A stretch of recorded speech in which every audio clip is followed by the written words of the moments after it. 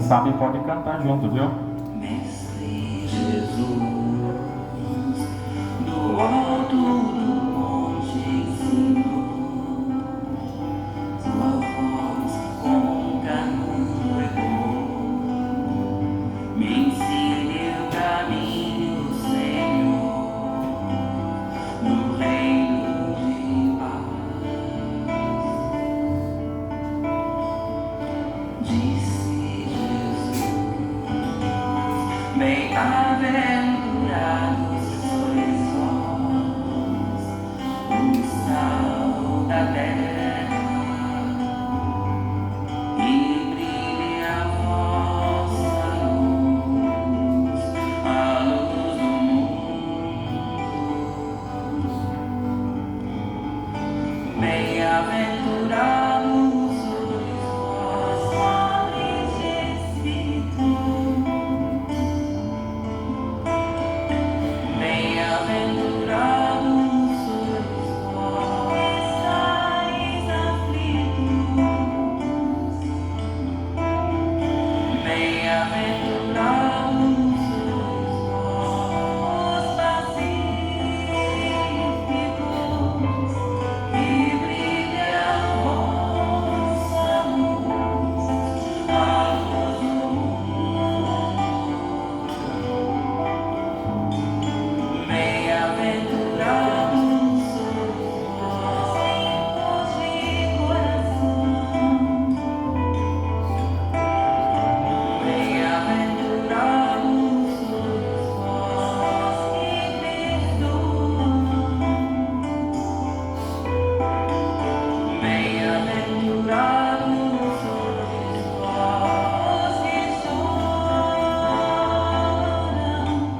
que brilha a vossa luz, a luz do mundo,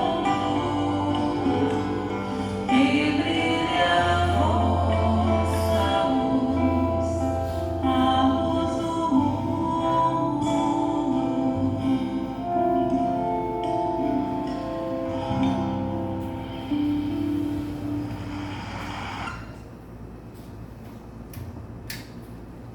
Boa tarde a todos.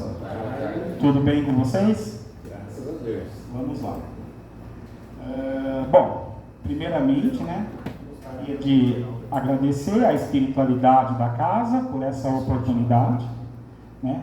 Gostaria de agradecer também a direção da casa por ter dado essa oportunidade de estar aqui hoje para tentar trazer um pouquinho do que nós entendemos sobre o Evangelho do nosso Senhor Jesus Cristo, tá? Só aguardar e colocar. Vamos lá. Travou o PowerPoint, por isso que não continuou. A música saiu, mas o vídeo não. Agora, problemas técnicos resolvidos. Então vamos lá. Então, o nosso tema de hoje, pessoal, conforme anunciado, é a continuação do nosso ciclo das bem-aventuranças, né? Ou chamado Sermão do Monte, que está no livro de Mateus, no capítulo 5, né? Entendeu? E assim, pessoal, o Sermão do Monte, ele é tão assim, bonito, tão vasto, né? Que Mateus, ele dedicou os capítulos 5, 6 e 7 para falar desse sermão, né? E Jesus, ele sobe ao monte e os discípulos se achegam, e nisso Jesus abre a sua boca e começa a nos falar as bem-aventuranças, né?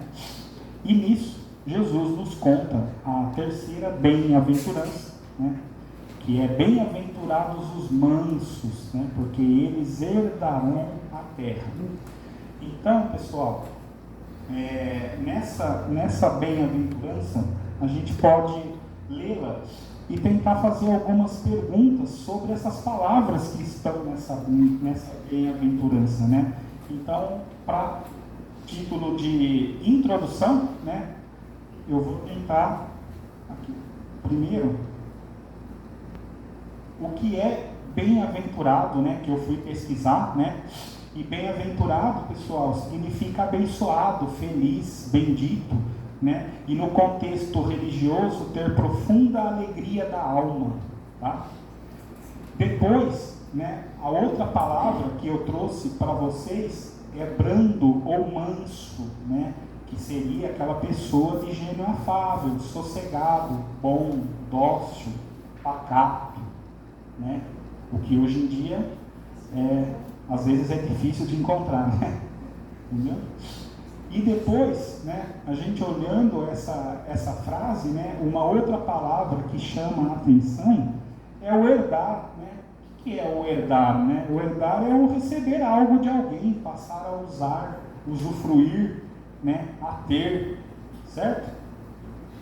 E nisso, né, com base agora que a gente já conseguiu entender essas três principais palavras, né, eu coloco duas perguntas para a gente tentar pensar junto, entendeu? Né, com essa bem-aventurança, né? Quando a gente lê, no que nós podemos confiar, né, pessoal, lendo essa bem-aventurança, e também que terra é essa que nós vamos herdar, né? Qual terra é, né? Provavelmente não é a terra da forma que ela está hoje. Aí nós vamos entender por quê, né? E assim, Jesus, né? Quando ele diz essa bem-aventurança, né? Vamos pensar numa coisa, né? Uma coisa que está assim intrínseco nessa bem-aventurança, e por causa da nossa pequenez, né? A gente às vezes não percebe, né? Respondendo a primeira pergunta, essa bem-aventurança, não só essa, como todas as outras, existe uma coisa intrínseca, uma coisa maravilhosa, entendeu? Nessa bem-aventurança, que o que é? Jesus, na verdade, ele nos deixa uma promessa nessa bem-aventurança, não só essa, como em todas as outras, né? E essa promessa, falando especificamente nessa bem-aventurança, é a promessa de recompensa aos brandos, aos mansos. E assim, meus irmãos, nós podemos acreditar 100% que essa promessa será cumprida, porque foi Jesus que falou, foi o nosso governador espiritual do nosso planeta que falou isso, entendeu? Mas, né, tudo tem que ter um mas, né? Entendeu? Mas, como tudo não é fácil de se alcançar, né? Para que essa promessa ela seja cumprida a cada um de nós, para alguns, obviamente, essa promessa passará mais rápido, para outros, talvez nem tanto. Só vai depender de cada um de nós, né? E com relação à segunda pergunta do slide, que terra é essa, né, que Jesus diz que nós vamos herdar? Bom, nós temos que entender a seguinte coisa. Jesus, quando ele falou isso, nós temos que entender que Jesus ele não falou somente para uma época. Ele falou para todas as épocas. E isso é uma coisa maravilhosa, porque com isso ele nos deu chance de evoluir em todo o nosso processo evolutivo, desde quando nós fomos criados como espírito, né? E nós sabemos, né, que hoje, iluminados pelo conhecimento que a doutrina espírita nos traz, né, nós sabemos que essa terra que vamos herdar, né, essa terra futura, essa terra ditosa, né, essa terra que irá se recuperar e preparar para a transição planetária, no qual nós chamamos mundo de regeneração, entendeu? E assim, pessoal, quando nós adentrarmos nesse mundo, com certeza é um mundo muito mais ditoso, muito mais feliz do que o mundo da forma que ele está hoje, entendeu? Esse mundo é o mundo dos mansos, é o mundo dos brandos, né? E os orbes superiores, pessoal, possuem como característica a brandura, a mansuetude. E assim, uma coisa que é sempre bom falar, a marca dos espíritos superiores é a brandura, a mansuetude, a afabilidade. É a marca dos espíritos superiores. Tá? Bom, aí, agora eu vou mudar de slide. Mas o que nós precisamos fazer, né, para herdar essa terra que Jesus disse, né? O que nós precisamos fazer? Desde que a humanidade ela foi criada, desde os tempos antigos, a gente sabe que atitudes como mansuetude e brandura sempre foram raras, né? Mesmo porque, novamente, hoje, iluminado pelo conhecimento que a doutrina espírita trouxe, nós sabemos que existe uma classificação planetária e que o nosso planeta hoje se encontra na categoria de mundo de provas e expiações. Mas também nós sabemos que a lei do progresso nunca falha. Nós já caminhamos um pouco, já fomos um mundo primitivo, né? Deixamos já de ser um mundo primitivo, né? E o que nós precisamos fazer? Se a gente fosse resumir, no meu entendimento, o que nós precisamos fazer, pessoal, é exatamente a resposta da pergunta 886, que é uma pergunta muito conhecida no mundo espírita, né? Mas é uma pergunta e uma resposta que tem uma profundidade muito grande, porque isso envolve tudo que o ser humano precisa fazer para a gente conseguir evoluir, para a gente conseguir melhorar, né? Que é o sentido da palavra caridade. Mas detalhe, vamos analisar uma coisa, olha que interessante, como entendia Jesus. Então, veja só, entendeu? Jesus entendia a caridade dessa forma, e foi dessa forma que Jesus fez quando ele esteve encarnado entre nós, né? Que é a benevolência para com todos, a indulgência para as imperfeições alheias e o perdão das ofensas, né? E agora, se a gente...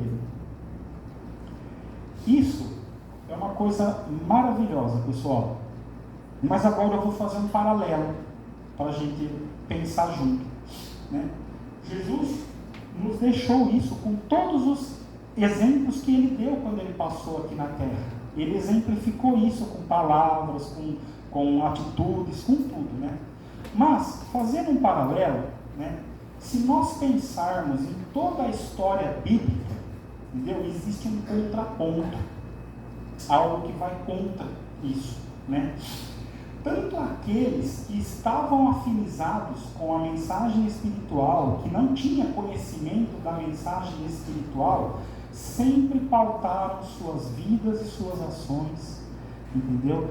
Pela violência e pela força, entendeu? Uma breve leitura do Velho Testamento, né?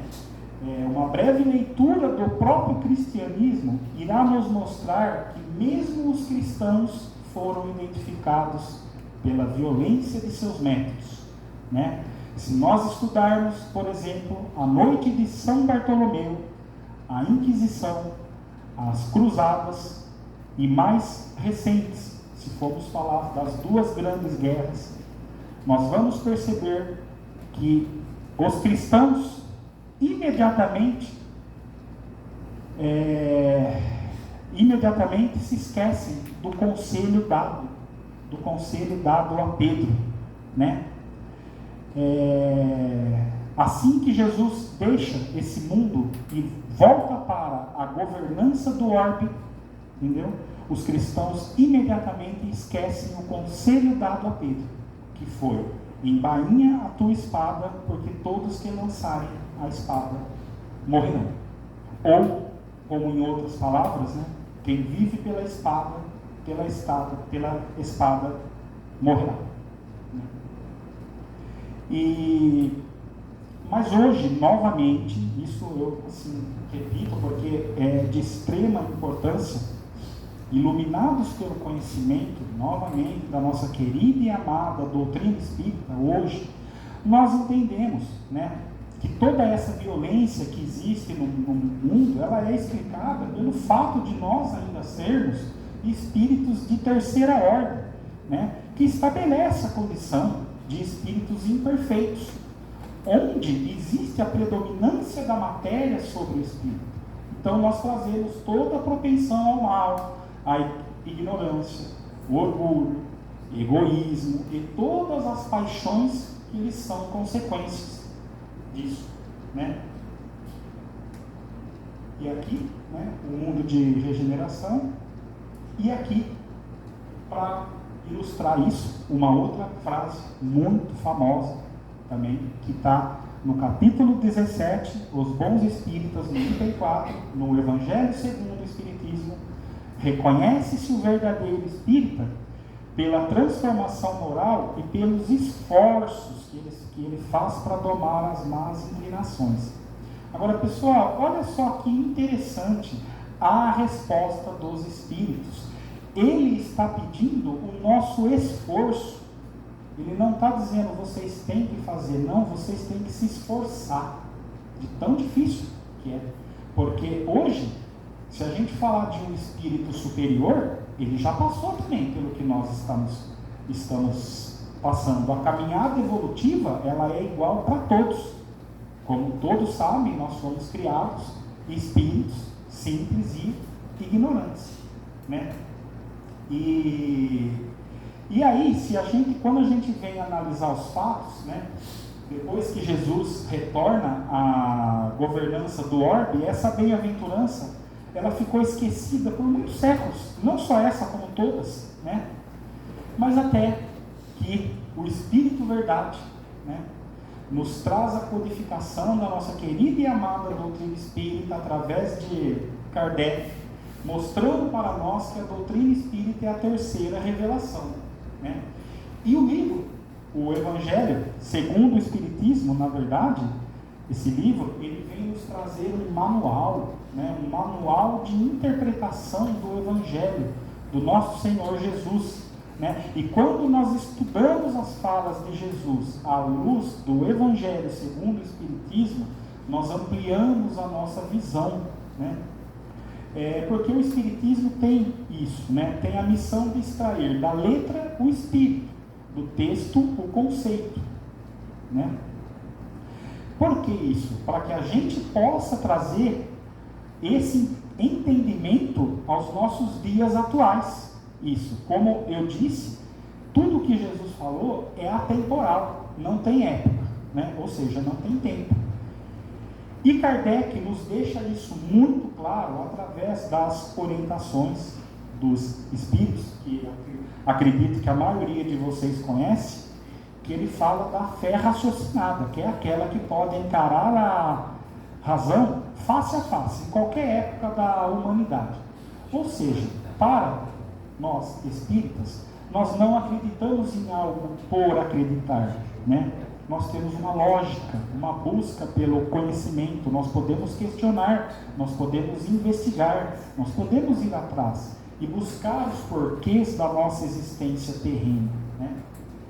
E com o uso da fé raciocinada, né, no qual esse livro ele valoriza os ensinos morais, a gente vem entender o poder do amar-vos uns aos outros, né, que Jesus falou nas mais diversas situações da vida, sendo que esse livro é um roteiro que os espíritos nos deixaram para a gente encarar a vida como ela é hoje nesse planeta de provas e expiações, né? E o capítulo, o que o capítulo trata agora? Agora eu vou entrar direto no capítulo do livro. Ele trata injúrias e violências, a afabilidade e a doçura, a paciência, a obediência, a resignação e a cólera. Então, quando eu mostrei para vocês a pergunta 886, que fala as três coisas, benevolência, indulgência e perdão, tudo isso aqui, pessoal, tudo isso aqui vem logo abaixo. Então, imagina que essa pergunta tem uma raiz para baixo, vem tudo isso aqui de uma forma mais esmiuçada, vamos falar assim, entendeu? Aqui. E Kardec, ele estabelece, na verdade, esses 4 pilares, que eu vou mostrar para vocês nesse slide aqui, que eu fiz, que é muito importante. Então, quando a gente lê esse capítulo, né, sempre em relação ao nosso semelhante, tá, pessoal? Então, por essas máximas, Jesus faz da brandura, da moderação, da mansuetude. Então, ele faz da brandura, da mansuetude, afabilidade e paciência, ele faz lei para nós. E em contrapartida, ele condena a cólera, a violência e qualquer expressão descortês. Tá? Então, quando a gente lê, isso fica muito claro. A palavra faz lei e a palavra condena aqui, que Jesus coloca. Tá? Aqui. Vamos para o próximo slide. Então, isso é injúrias e violências, itens 4 e 5 do livro. Tá? E aqui, ainda sobre injúrias, agora sobre injúrias e violências, né? O texto, não só esse texto, como no livro dos Espíritos, eles usam muito a palavra intenção, pessoal, de tudo que a gente faz, né? E ele diz, evidente que a intenção, ela agrava ou ela atenua nossas penas, né? E aí ele faz uma pergunta, por que uma simples palavra, às vezes, pode trazer tanta gravidade para nós? E ele diz, porque toda palavra ofensiva, ela é contrária à lei do amor e da caridade, né? Que deve presidir, como está escrito ali, as relações entre os homens e manter a concórdia e a união. E aí, pessoal, eu coloquei isso aqui, vocês estão vendo que tem uma seta amarela, ofensa, e lei de caridade e amor, pode ver que elas são contrárias, entendeu? Elas são, não tem como elas serem compatíveis, elas estão em contrariedade. Então, ou a gente é uma coisa, ou a gente é outra. E muitas vezes ele diz também no texto que o que contamina o homem não é o que entra pela boca, e sim o que sai, o que nós falamos, às vezes sem pensar e tal, entendeu? Então, existem muitas situações que nós temos que fazer o que aquela figura diz, pôr um zíper na boca. Às vezes é melhor. Mas assim, quando eu falo desse slide, eu não estou querendo dizer que a gente não deva se defender das coisas. Nós devemos sim nos defender, mas de uma maneira civilizada, de uma maneira justa, como Jesus o fez. Porque a cólera, nós vamos ver, que não vai chegar a lugar nenhum mais para frente. Tá? Aqui. Então, esse slide foi mais para contextualizar a contrariedade das coisas, entendeu? Entre ofensa e lei de caridade e amor. Tá? E aqui, ele diz sobre a palavra, né? Como a gente sempre ouve falar, né? A palavra tem força, né, pessoal? Então, uma palavra ofensiva, ela alimenta o ódio, o rancor, né? E é um insulto à bondade fraterna, né? E como que ele estabelece isso? Como que ele desmembra isso? Na lei de caridade e amor, concórdia, união, humildade com todos. E na ofensa, alimenta o ódio e a animosidade, é um insulto à bondade e à fraternidade. Tá? Tudo isso que eu estou falando, pessoal, está tudo alicerçado no capítulo, tá? Não tem absolutamente nada fora do que Allan Kardec colocou lá. Tá? Aqui. Vamos para o próximo slide. E aqui, ele fala uma coisa interessante, né? Ele cita que até hoje, quando Jesus diz também felizes os mansos, porque eles herdarão a terra, ele diz que até hoje a terra, ela foi tipo assim, tomada pelos violentos, em prejuízo àqueles que são brandos e pacíficos.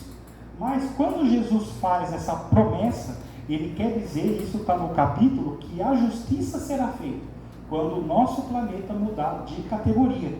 Entendeu? Isso, como eu disse lá no começo, é uma promessa. E ele diz que os mansos e pacíficos serão chamados filhos de Deus. Tá? E ele diz também que não haverá mais egoísmo, o fraco e o pacífico não serão mais explorados. Entendeu? Vocês vendo isso, é mais ou menos isso que a gente vê acontecer todos os dias, né? Na TV e tudo, né? podem ver, entendeu? E aqui tem uma sobre os tipos de mundo, tá? Nós estamos aqui ainda, né? Um mundo de provas e expiações, né? Vamos para o próximo slide. Aí a gente entra na afabilidade e na doçura, né? Que é o próximo item, né? Assim, a afabilidade e a doçura, o que ela se resume, pessoal? Ela se resume nessas 3 setas que eu coloquei para lá. Quem ama o seu próximo é bondoso e manifesta a afabilidade e a doçura no tratamento com o seu próximo. Mas uma coisa que nós temos que deixar bem claro, pessoal, tudo isso que eu escrevi ali é ser de uma maneira desinteressada, uma maneira. Lembra que eu falei que a intenção atenua ou agrava a falta, né? Então aqui a benevolência para com os seus semelhantes é fruto do amor ao próximo. Mas ele fala uma coisa, que a gente não deve confiar na aparência. Por quê? Porque muita gente, pessoal, tem a doçura e a afabilidade. Isso não sou eu que estou falando, é o texto. Muitas pessoas têm a doçura e a afabilidade, mas isso é só uma capa. Ele não exerce isso de coração, como Jesus mandou. Entendeu? Então, por isso que no texto ele fala que muitas vezes que a gente não deve confiar nas aparências. Uma pessoa educada pode parecer possuir as qualidades da afabilidade, mas finge, entendeu? E como que a gente deve agir com esses irmãos? Agir com compaixão, tá?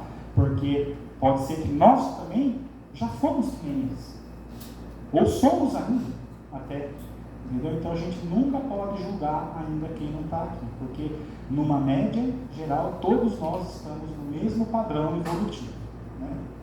Aqui. E deixa eu ver se tem mais alguma coisa da afabilidade. Aí, pessoal, ele entra no quesito paciência agora, tá? Bom, quando o texto fala em paciência, é lógico que a gente entende que nós temos que ter paciência para tudo, né? Para tudo, o que é bem difícil hoje em dia, né? Mas o texto, ele fala muito da paciência quando a dor chega até nós, entendeu? E o texto, ele é claro, a dor, pessoal, ela vai chegar para todos, para o rico, para o pobre, para o negro, para o branco, para o azul, para o amarelo. A dor, ela não escolhe o seu dono, ela vai chegar uma hora para todos nós, tá? E o que ele diz aqui? Para a gente não se afligir quando nós sofrermos, tá? E ele dá o exemplo de Jesus, né? Jesus foi enviado por Deus e nada tinha a se penitenciar, e ele passou pela dor, porque ele estava encarnado, ele sentiu as dores, as aflições, tudo, né? E outra coisa também que ele diz, que a paciência, ela é uma caridade, que primeiro também nós temos que ter conosco e para com os outros, né? Por quê? Porque isso cai a paciência, vamos falar, ela é filha da indulgência, né? Por quê? A indulgência é a gente conviver com as imperfeições alheias. A paciência é a gente suportar isso. Vamos falar assim, dessa forma, né? E aqui ele fala aquilo que eu falei para vocês, né? De tudo que Jesus passou, né? E como Jesus sofreu essa dor, o texto pede, né? No caso, um espírito amigo, para a gente se espelhar em Jesus, que tudo suportou com resignação. É fácil, pessoal? Não, não é fácil. Isso vale para mim também uma coisa, pessoal. Tudo que eu estou falando aqui vale para mim primeiro, tá? Entendeu? Não é fácil, mas ele fala: coragem, amigos, tende no Cristo vosso modelo. Mais sofreu ele do que qualquer um de vós, e ele nada tinha que se penitenciar, tá? Então, esse texto fica como exemplo para a gente da paciência, né? Do que Jesus passou. Aqui. Aí, pessoal, o próximo item é a obediência e a resignação. né? O que é a obediência e a resignação? Elas são companheiras da doçura, né? E o texto diz que o homem confunde isso com o sentimento de vontade, né? E não, a obediência é o consentimento da razão e a resignação é o consentimento do coração, né? Forças ativas, né? No qual a gente consegue carregar os fardos, né? Isso, né? E o fraco não pode ser resignado da mesma forma que o orgulhoso e o egoísta também não podem ser obedientes, né? Então aqui nessas três figuras, obediência, quando a gente soma com a resignação, dá a doçura ali. É isso que o texto deixa claro, tá? Por isso que eu montei isso. E ele fala, pessoal, que Jesus foi a encarnação de todas essas virtudes. Jesus foi, né? E agora uma coisa muito importante que eu tenho certeza que a gente está cansado de ver. A virtude de vossa geração é a atividade intelectual. Seu vício é a indiferença moral. O que ele quer dizer com isso, pessoal? Que gente inteligente existe aos montes. Muita gente inteligência, mas de moral baixa. Entendeu? Então, você vê que em 1858, que foi o Evangelho, não lembro a data exata agora, 1862, olha, naquela época ele já falava isso, né? Que a virtude da vossa geração é a atividade intelectual, o seu vício é a indiferença moral. Ou seja, tanto que o Evangelho, segundo o Espiritismo, ele vem nos ensinar exatamente isso. Nosso crescimento moral, que é o que importa, na verdade. Tá? Aqui. E aí a cólera, pessoal, que é o último item. O que é a cólera, pessoal? A cólera, gente, numa palavra simples, é o contrário de tudo isso que eu falei até agora. É o contrário do orgulho, orgulho não, é o contrário da... Abril de 1864. 1864. Obrigado, Anderson. Então a cólera, pessoal, ela é o oposto de tudo que eu falei aqui, né? Entendeu? E a cólera é o que alimenta o nosso orgulho e o nosso egoísmo, o texto fala, né? E ele diz, né, que quanto mais a gente luta para fazer a nossa reforma íntima, entendeu? Quanto a gente se reforma, entendeu? As outras qualidades sobem e o nosso orgulho e egoísmo abaixa. Por quê? Porque a cólera, ela é o complemento desse orgulho e desse egoísmo que ainda nos cerca, né? Porque nós estamos na matéria, nós estamos sujeitos às vicissitudes da vida e tudo mais, né?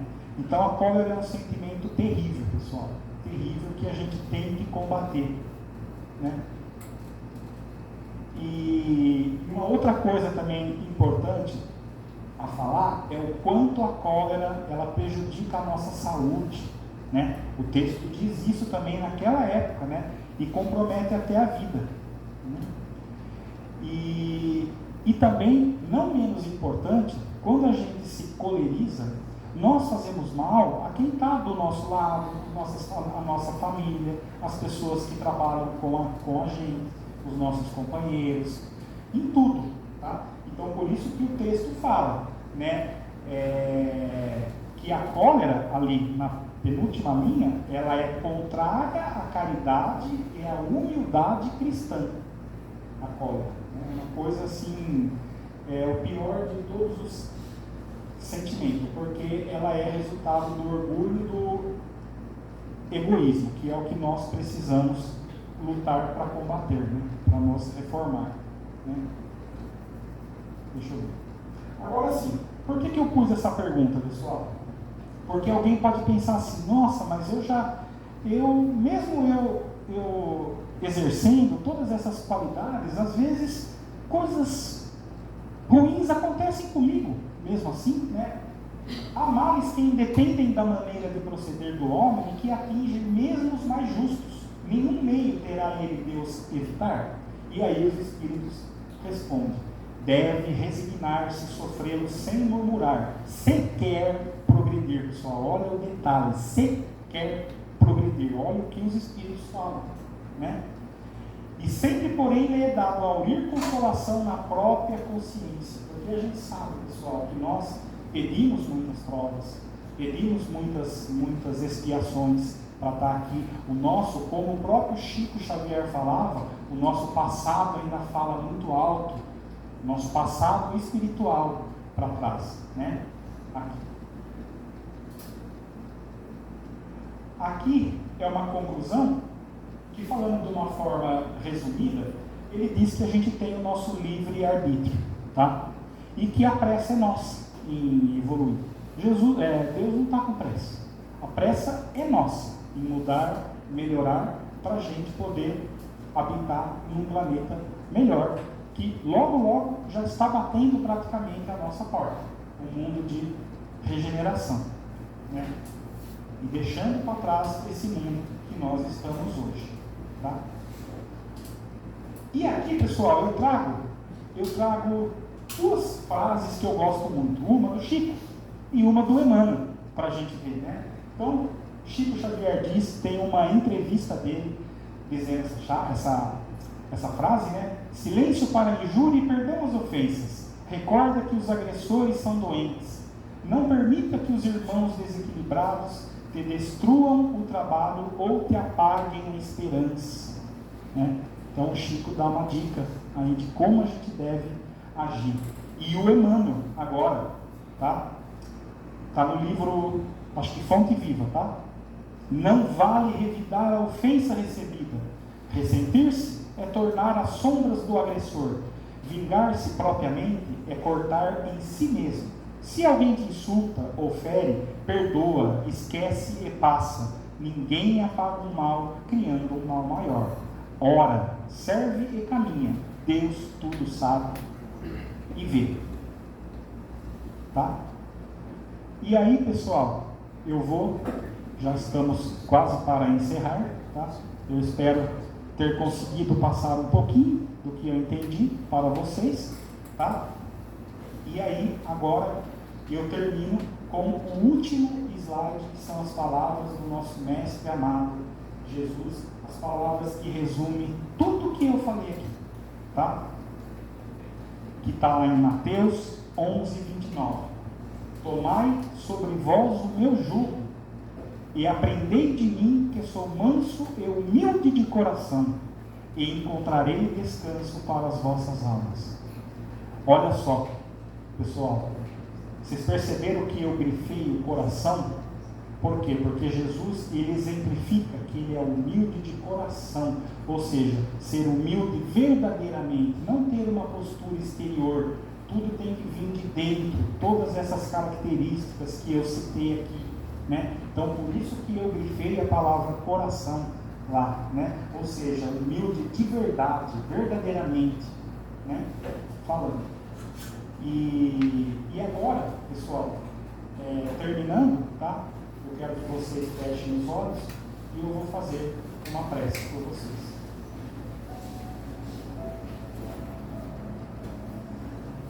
Confia sempre.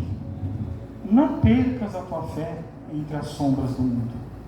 Ainda que teus pés estejam sangrando, segue para a frente, erguendo-a por luz celeste acima de ti mesmo. Crê e trabalha, esforça-te no bem e espera com paciência. Tudo passa e tudo se renova na terra, mas o que vem do céu permanecerá.